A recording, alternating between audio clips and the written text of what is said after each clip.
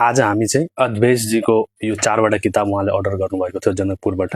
हामी अब यो प्याक गरेर डिस्प्याच गर्न आँटेको हो। यो कुन कुन किताब म तपाईँहरूलाई देखाउँछु। यो हिन्दी साहित्यको एकदमै फेमस पुस्तकहरू हो। सो यसमा पहिलो किताब रहेको छ अक्टोबर जङ्सन, दिव्य प्रकाश दुबेजीले लेख्नुभएको किताब।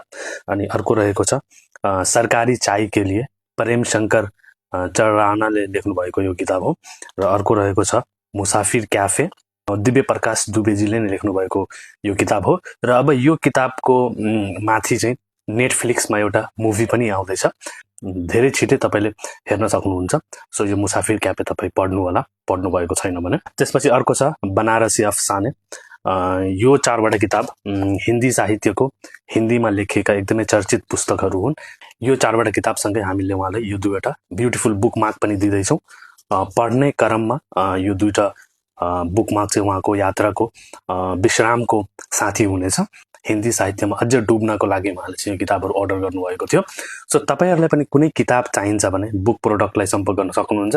हामी अल ओभर नेपाल डेलिभरी गर्छौँ र तपाईँले खोज्नुभएको कुनै पनि किताब जुन पाउनु भएको छैन या पाउन गाह्रो भइरहेछ भने त्यो खण्डमा पनि हामीले सम्पर्क गर्न सक्नुहुन्छ।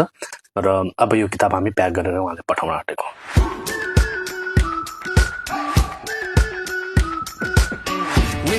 For so long, we've been waiting for this time to begin. We ain't getting any older, I kinda feel a little younger.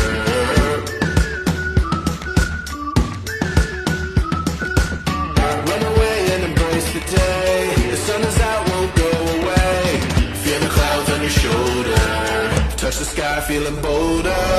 यो प्याक भइसक्यो। अब हामी एड्रेस हालेर डिस्प्याच गरिदिन्छौँ। सो तपाईँहरू पनि बुक प्रोडक्टलाई सम्पर्क गर्नु होला। Thank you.